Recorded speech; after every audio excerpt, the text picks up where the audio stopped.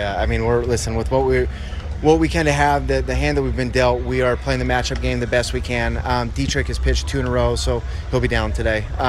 This is a really right-handed lineup, so we'll probably gravitate towards the Canoes and the Strouds and the guys like that, big leverage spots. But, we have no idea what the 7th, 8th, 9th inning is going to look like on a nightly basis. Hopefully in the next few weeks, as guys kind of settle in and perform, we'll have a better idea. What have you thought of Stroud stuff, just from what you've seen in these outings? It's big stuff. It's a quick arm. It looks like he creates some timing issues for the hitters, the way he throws. I asked the pitching coaches today how they grade out his stuff, because those are kind of the scientists that know way more about that than I do. And they said it's really big stuff.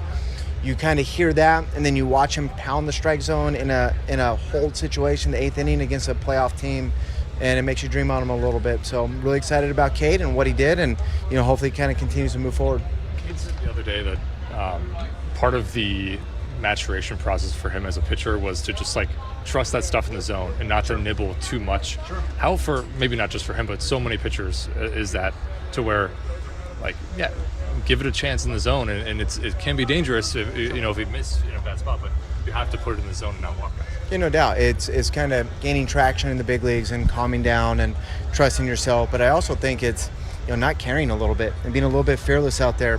I think Cade has the personality. It's kind of a country cowboy personality that, he should kind of have that vibe and that feel to attack the zone and not be scared, because that's kind of what his personality is.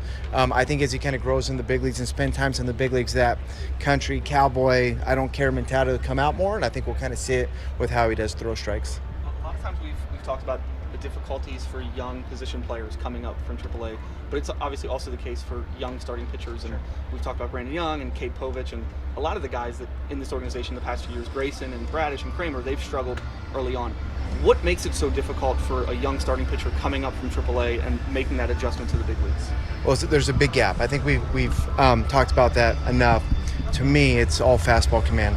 I watch pitchers that come to the big leagues, and the ones that perform right away, those are the ones that are able to command their fastball at least to both sides and hopefully to the 4 quadrants, right? I think the reason why that's so important in the major leagues is because game planning is a big deal in the big leagues, right? How the catchers set up and the pitching strategists and everybody, how they set up that game. The ability to get to the fastball to the right spots sets up all the other pitches. The ability to throw the fastball to both sides of the plate gives the pitcher a chance to make a mistake over the plate. If you're one-sided and you make a mistake, it's more likely to get waffled. If you're two-sided or do the 4 quadrants and you make a mistake, you're more likely to get away with it. Too much of today's game on how pitching is taught throughout the whole industry, too much is just throw hard and throw it down the middle. I do feel like maybe 3 or 4 years ago, because of the swing planes of the hitters, that might have worked a little bit.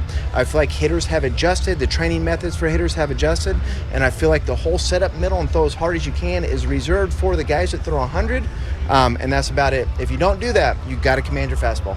Does it give you confidence that guys like Brandon Young and Cade Povich can get over this hump, considering that the guys I mentioned in the past, Dean Kramer, Bradish, Grayson, they struggled and they did get over that hump, that this organization does have a track record of having starting pitchers struggle and get over it? Does it give you confidence for Young and Povich that they can do that too? I got a ton of confidence in Drew French and our pitching staff, and our players, obviously, but they're getting better every time they go out. I think last time we saw Cade go out, it was probably the best arm side fastball command he's had in his career.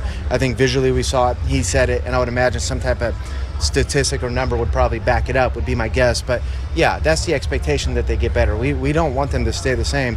They're supposed to get better year by year here.